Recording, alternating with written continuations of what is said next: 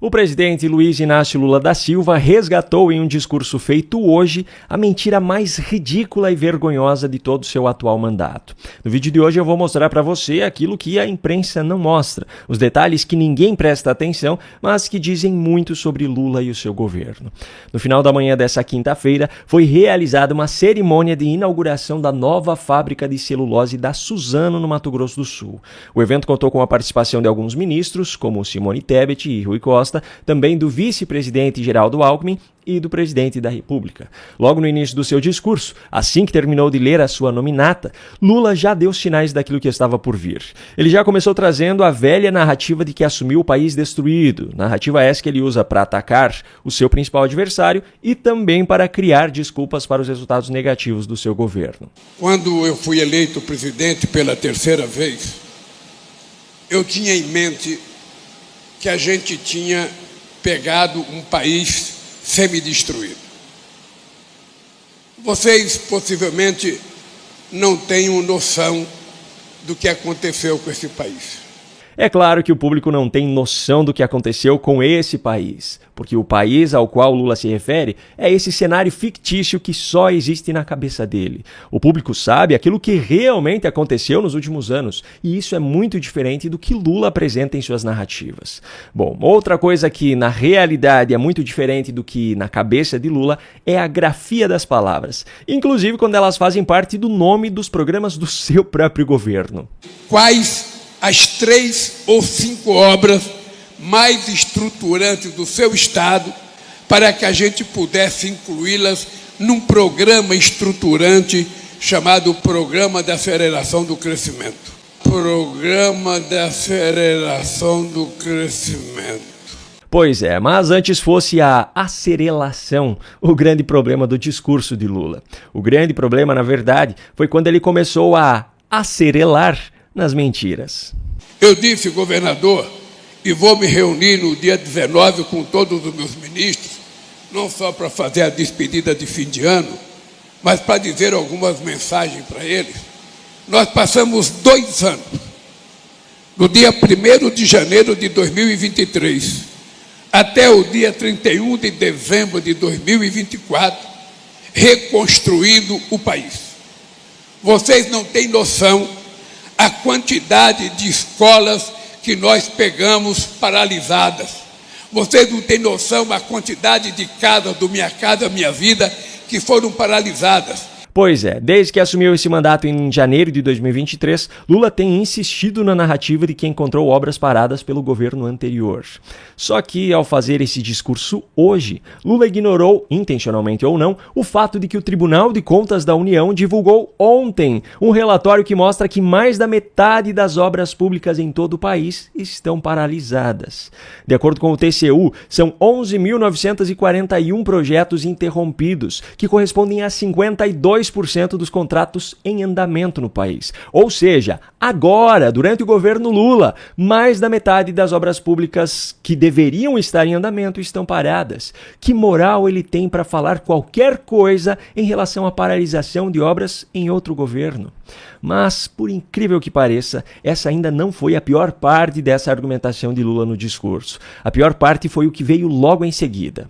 Eu hoje estou inaugurando conjuntos habitacionais que começaram a ser construídos em 2013 e que simplesmente ficaram paralisadas por irresponsabilidade, porque alguém nesse país inventou que ia criar uma carteira verde e amarela, porque alguém nesse país inventou que ia fazer casa verde e amarela, e eu não vi nenhuma casa verde e amarela, porque no nosso governo as pessoas pintam a casa do jeito que quiser.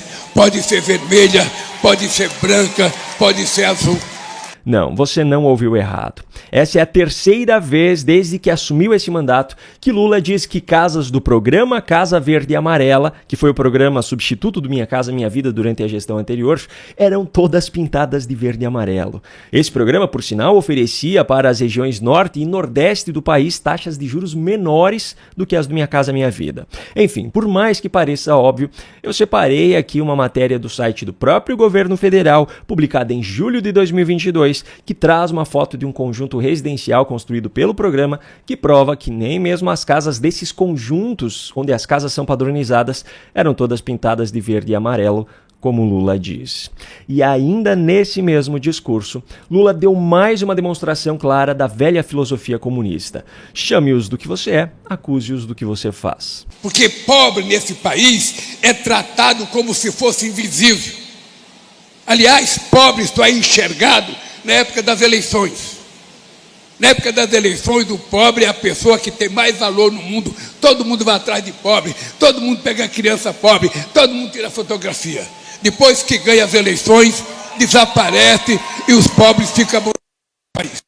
Pois é, o Lula que diz isso agora é o mesmo que dizia antes das eleições presidenciais de 2022, isso aqui. Eu falo de muita coisa, eu falo de economia, falo de tudo. Estou quase que nem uma Luiz Mercadante, que nem você, Eduardo. Agora, quando é que o povo gosta?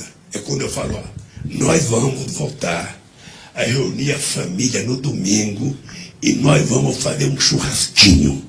E nós vamos comer uma fatia de picanha com uma gordurinha passada na farinha e tomar uma porra de uma cerveja gelada. Bicho, o povo entra em delírio, porque é isso que o povo quer. Mas depois que assumiu a presidência, o que foi visto na prática foi Lula comprando móveis luxuosos para o Palácio da Alvorada, como o sofá de mais de 60 mil reais, Lula gastando mais de 27 milhões de reais em reformas nos palácios presidenciais, Lula exigindo um novo avião presidencial que deve custar 1,5 bilhão de reais, entre outras regalias sustentadas pelo dinheiro do povo brasileiro. Lula pode até criar as mais variadas narrativas nos seus discursos, mas eu apresento provas e contra provas não há argumentos. Bom, ainda tem outro assunto que eu preciso abordar aqui no vídeo, e esse é de causar revolta em qualquer um. Me permita relembrar rapidamente aqui os fatos para contextualizar essa notícia. O deputado Marcel Van Hatten, do Partido Novo do Rio Grande do Sul, se tornou alvo de um inquérito da Polícia Federal por ter exposto em um discurso feito na tribuna da Câmara dos Deputados ilegalidades cometidas pelo delegado responsável pelas evidências posteriormente comprovadas como falsas que mantiveram Felipe Martins preso por 6 meses. Depois do inquérito ter sido anunciado, iniciou-se um debate de grande repercussão sobre a abrangência da imunidade parlamentar. Esse foi um dos motivos, inclusive, que fez com que o ministro da Justiça, Ricardo Lewandowski, e o diretor-geral da Polícia Federal, Andrei Rodrigues, fossem até a Câmara dos Deputados na última terça para uma audiência.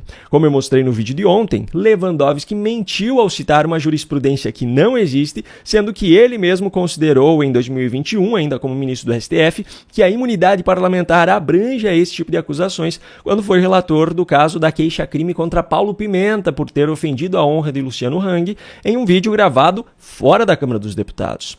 Pois bem, nessa mesma audiência, também como eu mostrei no vídeo de ontem, Marcel Van Hatten fez questão de repetir as acusações feitas anteriormente, dessa vez na presença de Lewandowski e de Andrei Rodrigues, dizendo que, já que eles estavam afirmando que as falas feitas por ele eram um crime, o diretor-geral da PF deveria então prendê-lo em flagrante ali mesmo.